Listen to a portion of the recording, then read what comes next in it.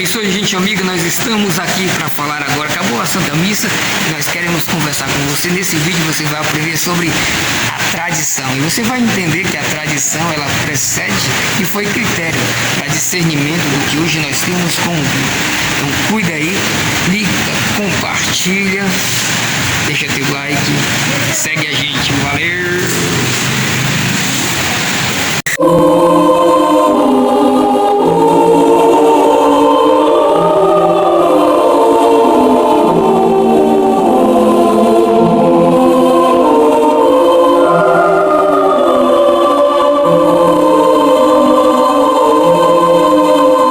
Então, Tassiano Albano, mais uma vez digo bem-vindo ao nosso programa Cenáculo de Amor. Primeiramente, fale um pouco sobre a base da nossa fé católica, né? Porque às vezes, quando os nossos irmãos protestantes nos questionam sobre um determinado assunto, logo eles perguntam, aonde está isso na Bíblia, né? Mas nós católicos, nós não temos só a Bíblia como a base. Eles dizem, né? Só as Sagradas Escrituras, né? Mas nós não temos só a Bíblia como base. Qual é a base da fé católica? Bem, nossa fé ela é um tripé, né? Ela é o magistério da igreja, a tradição e a Bíblia. Mas essa questão, ela gera dúvida para nós que nascemos agora na pós-modernidade, que já nascemos com a Bíblia impressa, né? Tendo em vista que quando a igreja surgiu, a Bíblia ela não havia sido expressa. Raciocine comigo. Jesus disse lá no finalzinho de Mateus, último versículo, ele diz assim, ó, ide por todo o mundo e pregai o Evangelho. Mas o Evangelho não estava escrito. Quando a igreja nasce, só existia os livros do Antigo Testamento, do qual Paulo fala que toda a Escritura é inspirada por Deus.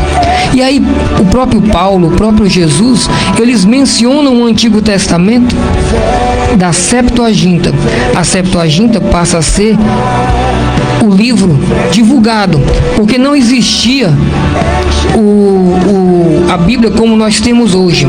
Quando Jesus diz, ide por todo mundo e pregar o Evangelho, se tivesse um protestante lá, dizia assim, eu não tenho como pregar porque não tem a Bíblia, né? Então, acreditar no Evangelho é acreditar no discurso dos apóstolos. E os apóstolos, para quem não sabe, esse aqui você pode pesquisar o que eu vou lhe dizer.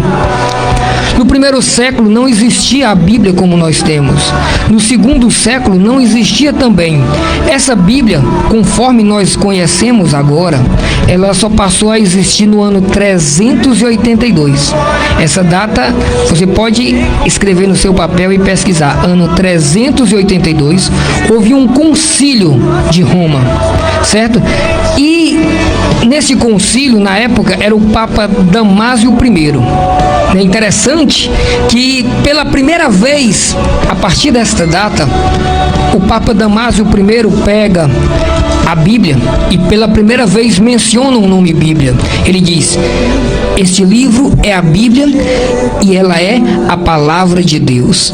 E até hoje nós acreditamos, porque o Papa falou que a Bíblia é palavra de Deus, nós acreditamos. E o protestante também acredita que a Bíblia é palavra de Deus, porque a igreja disse que a Bíblia é palavra de Deus. Porque até então, até o ano 382, eu quero repetir essa data, 382, é o ano que nasceu a nossa Bíblia, né? Todo aquele contexto de São Jerônimo, né? Quando eles compilaram e fizeram aqui a nossa tradução da Vulgata. Então eu quero que você entenda que primeiro século, segundo século e terceiro século, a igreja evangelizou sem a Bíblia, né? E os critérios para definir que a Bíblia é inspirada foram discernidas pelo magistério da igreja. Eu queria, só para reforçar o que eu estou dizendo, que o nosso amigo lesse Lucas 1:1. Vamos prestar atenção, esse versículo, ele é pouco ensinado. E olha o que é que a palavra de Deus nos orienta sobre acreditar no magistério da igreja. Enquanto ele procura, você procura também. Lucas 1:1. Então, para você que acredita na palavra de Deus, tá aí um texto. Eu não sei por que as pessoas não ensinam, mas vai mostrar que até quem escreveu a Bíblia confia no magistério da igreja. Ok? Pode ler? Lucas 1:1. Acompanhe você na sua Bíblia também. Então, muito bem, aqui no Evangelho de São Lucas, no capítulo 1, versículo 1, vai estar dizendo assim: muitos empreenderam compor uma história dos acontecimentos que se realizaram entre nós. Só um instantinho. Então está dizendo que muitos tentaram escrever o Evangelho. Por quê? Porque o Evangelho não estava escrito, certo? Então o próprio autor está dizendo que muitos tentaram escrever. E aí vamos ver a continuação. Como nos transmitiram aqueles que foram desde o princípio testemunhos oculares e que se tornaram ministros da palavra. Também a mim me pareceu bem, depois de haver diligentemente investigado tudo desde o princípio, escrevê-los para ti, segundo a ordem, excelentíssimo Teófilo. Pronto. Então, observe o que é que Lucas diz. Lucas diz que muitas pessoas tentaram escrever os evangelhos, mas ele ouviu das testemunhas oculares, ele ouviu dos apóstolos, ou seja, ele confiou na tradição dos apóstolos, ele confiou na conversa dos apóstolos e investigou, e ele escreveu. E se você que me diz que não crê na tradição, então você não pode crer no livro de Lucas, você vai ter que rasgar o livro de Lucas, porque ele está dizendo que o livro dele foi compilado baseado em uma investigação das testemunhas oculares, não é isso que ele está dizendo? É, das testemunhas oculares. Quer frisar mais alguma coisa aí do versículo que chamou a atenção? Pronto, né? Quando ele cita com certeza as testemunhas oculares, eram de pessoas que conviveram com a pessoa de Jesus, né? Aqui é que está a explicação do que é a tradição, né? Do que é a tradição. Pessoas que estiveram vivendo com Jesus, que conviveram ali com Jesus, né? Como por exemplo Pedro.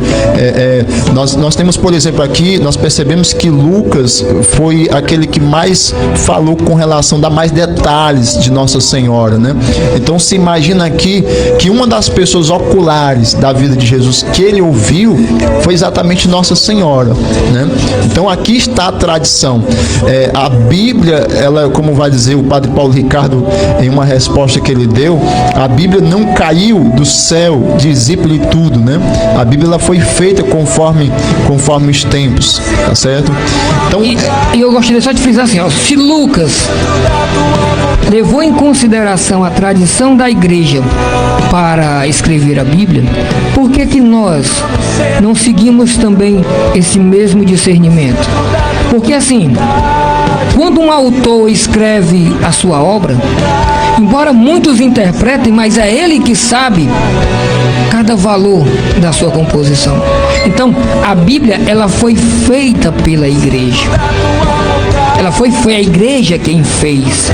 Então, se a igreja fez, é ela que tem a noção de todo o contexto que está por trás, é ela que tem a chave da interpretação. E isso nós podemos ver em Mateus 16, né? Quando Jesus dá autoridade a Pedro, né? Não a Bíblia, porque não existia a Bíblia, como eu estou dizendo, né? Tu és Pedro e sobre essa pedra edificarei a minha igreja, ou seja, a minha igreja é edificada em Pedro. Temos que acreditar, se nós acreditamos em Jesus, é muito importante você entender isso. Jesus disse: as minhas ovelhas reconhecem a minha voz.